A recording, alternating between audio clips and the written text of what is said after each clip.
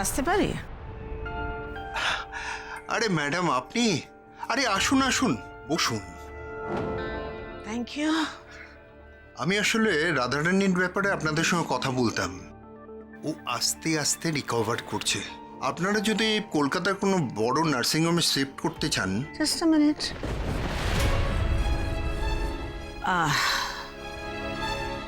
আমি সাইন করেছি, শোভা ব্যানার্জি।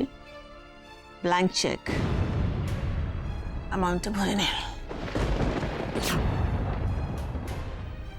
আপনি কি বলছেন আমি তো ঠিক বুঝতে পারছি না। রাধারানীকে সুস্থ করে তোলার জন্য যে অ্যামাউন্ট লাগবে সেটা তো আপনারা ডিপোজিট করে দিয়েছেন। ইয়েস, বাট এইটা রাধারানীকে সুস্থ করে তোলার জন্য নয়, ওকে অসুস্থ রাখার জন্য। হোয়াট? আমি চাই না রাধারানী সুস্থ হয়ে বাড়ি ফিরুক।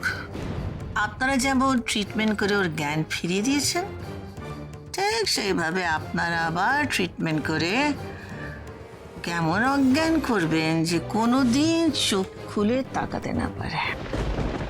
এই মুহূর্তে শেষ করে দিতে বলছি না, কোনো মতে ওকে আইসোলেট করে দিন। আইসিইউ, ভেন্টিলেটর কোথাও একটা পুড়ে দিন, যাতে ওর family members, oh my family members, ওর পুলিশ ওর ধারে কাছে না যেতে পারে।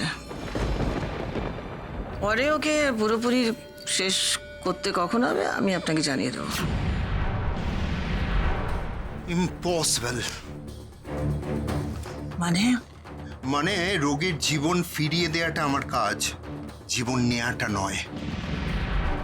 আমরা ডাক্তারি শুরু করার আগে ওত নিয়েছিলাম, আর তাতে লেখা ছিল ওতের কথা তো আমরা সবাই জানি, বাট এই ব্ল্যাঙ্ক চেকের সামনে ওই ওতে তো কোনো ভ্যালিউ নেই। চেক অ্যামাউন্টটা বসে নিন, আর আমি যা বলছি সেটা করুন। আমার তো এবার মনে হচ্ছে রাধারানীর জলে বিষটা আপনি মিশিয়েছিলেন। আমি এক্ষুনি পুলিশে ইনফর্ম করব। কোনো লাভ হবে না ডক্টর সুশান্ত মুখার্জি। শোভা ব্যানার্জির হাত কত লম্বা আপনি জানেন না। আপনি পুলিশকে ডাকবেন আমায় ধরতে, পুলিশ আপনাকে ধরে নিয়ে যাবে। কারণ আমি এক্ষুনি মিনিটের মধ্যে আমি প্রুফ করে দেবো যে এই হসপিটালে বেআইনি কাজ হচ্ছে, আর সমস্ত কাজের মাথার উপর আপনি আছেন। Madam, madam sounds better, much better. এই ম্যাডাম শোভা ব্যানার্জি আপনাকে পুলিশে দিতে পারে, আপনার হসপিটালে ভাঙচুর করে দিতে পারে, অ্যান্ড আপনার এই লাইসেন্সটা বাতিল করে দিতে পারে। আর প্র্যাকটিস করতে পারবেন না। তারপর আপনি হাত কামড়াবেন, আপনি ভাববেন ও ব্ল্যাঙ্ক চেকটা নিয়ে নিলেই ভালো হতো। কিন্তু এসব আপনি কেন করছেন বলুন তো? সে কৈফিয়ত আমি আপনাকে দেব না। বাই দ্য ওয়ে, আপনার ফ্যামিলি কেমন আছে? বাড়িতে কজন আছে? প্লিজ ম্যাডাম, আপনি আমার বাড়ির লোকেদের দিকে হাত বাড়ানোর চেষ্টা করবেন না। ফাইন, করবো না। তাহলে আমি যেটা বলছি সেটা করে দিন। ও দাদা, নিন চা নিন। না বৌঠান, আমি চা খাবো না এখন, ওদের দিন। তা কেন? দুদিন ধরে যা ধকল যাচ্ছে, একটু গলাটা ভিজিয়ে নিন না। থাকবে দিদি, ছেড়ে দিন। আসলে আজকে তো কৃষের জামিনের দিন, বড্ড চিন্তায় আছে দাদা। তো নিন ভাই, আপনারা নিন। ও শুভ, তুই কৃষের জামিন নিয়ে চিন্তিত?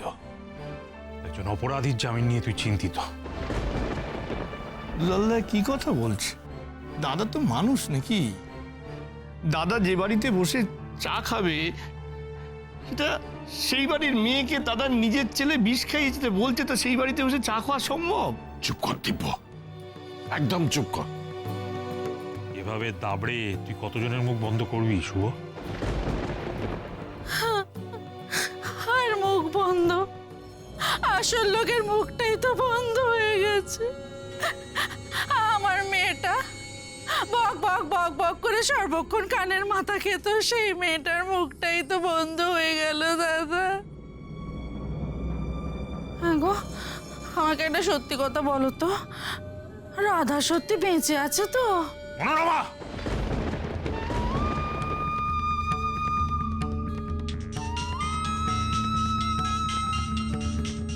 উকিলবাবুর ফোন। বোধহয় কৃষের জামিন হয়ে গেছে। হ্যালো, হ্যাঁ উকিলবাবু, বলুন, কৃষের জামিন হয়ে গেছে তো?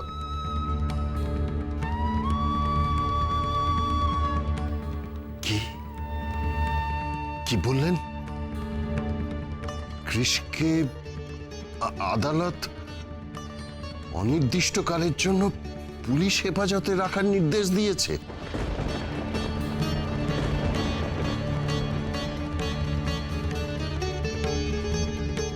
এটা কি করে সম্ভব? না, এটা কি করে সম্ভব দাদা? দিদিভাই শহরের সেরা উকিল লাগালো, কিন্তু তা সত্ত্বেও কৃষের জামিন করতে পারলো না উকিল। কি করে সম্ভব এটা? পারবে কি করে?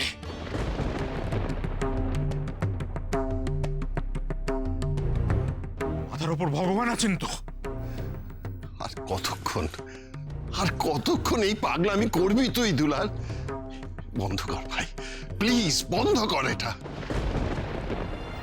এই সময় আমাদের ছেলে মেয়ে দুটো মহা সংকটের মধ্যে আছে। আর আমরাই যদি এখন এই নিজেদের মধ্যে লড়াই করতে থাকি, তাহলে কি করে চলবে তুই বলতো? আমি কৃষের জামিনের ব্যাপারে পুলিশ কমিশনারের সাথে কথা বলবো। আর রাধা মায়ের বয়ানটা পেয়ে গেলে কারোর সাধ্য থাকবে না কৃষের জামিনটা আটকায়। হ্যাঁ, পেয়েছিস তো আমার মেয়েটাকে বলির পাঠা। জানিস তো আমার মেয়েটার দুর্বল জায়গাটা জানিস তো খুব ভালো করে। কৃষকে অসম্ভব ভালোবাসে। কৃষ যাই করুক না কেন, তার বিরুদ্ধে একটা কথাও আমার মেয়েটা বলবে না, জানিস তো। মেয়েটার জ্ঞান ফিরেছে কি ফেরেনি তোদের সহ্য হচ্ছে না। এক্ষুনি মানসিক অত্যাচার করে আমার মেয়েটাকে মেরে ফেলতে হবে, তাই তো? ছি ছি ছি ছি, এসব কি বলছিস তুই দুলাল? কি বলছিস দুলাল? আমি তোর সামনে হাত জোড় করছি। আমি হাত জোড় করে বলছি, রাধামা দেখবি তুই সম্পূর্ণ সুস্থ হয়ে যাবে। আমি দায়িত্ব নিচ্ছি। আমি রাধামাকে বিদেশে নিয়ে গিয়ে চিকিৎসা করাবো। আমি তোকে কথা দিচ্ছি দুলাল। বিশ্বাস করি না, তোদের কারো কথা আমি বিশ্বাস করি না। নারদ, বন্ধু বন্ধুতে বিচ্ছেদ হয়ে যাক, দাদা বৌদির মধ্যে ঝামেলা লেগে যাক। শুভ, একটা কথা তোকে আমি বলে দিই, তুই বা তোর পরিবারের কেউ আমার মেয়ের ব্যাপারে আর থাকিস না। আমার মেয়ের ব্যাপারটা আমাকে বুঝে নিতে দে। ওই বয়ান নেওয়ার নাটকটা এবার বন্ধ কর। তোরা দয়া করে আমার মেয়ের ত্রিসীমানার মধ্যে আসিস না। আর যদি আসিস তাহলে পুরনো সমস্ত সম্পর্ক ভুলে গিয়ে আমি কি না কি করে ফেলবো তার কোনো ঠিক নেই। তাই বলছি, হাত জোড় করছি তোদের কাছে, দয়া কর আমার মেয়েটার থেকে এবার তোরা দূরে থাক। দয়া কর।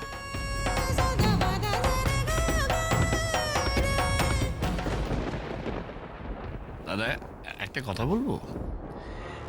এই যে দুলালদা তোমার প্রাণের বন্ধু, কিন্তু সারাক্ষণ কৃষকে দোষারোপ করছে, তোমাকে দোষারোপ করছে। এর মধ্যে মানে অন্য কোনো প্ল্যান নেই তো? অন্য প্ল্যান আবার কি? কি উল্টো পাল্টা কথা বলছিস তুই? এর মধ্যে থেকে দুলালদা আবার বেশ বড় অঙ্কের একটা মোটা মানে টাকা। Shut up, just shut up দিব্য।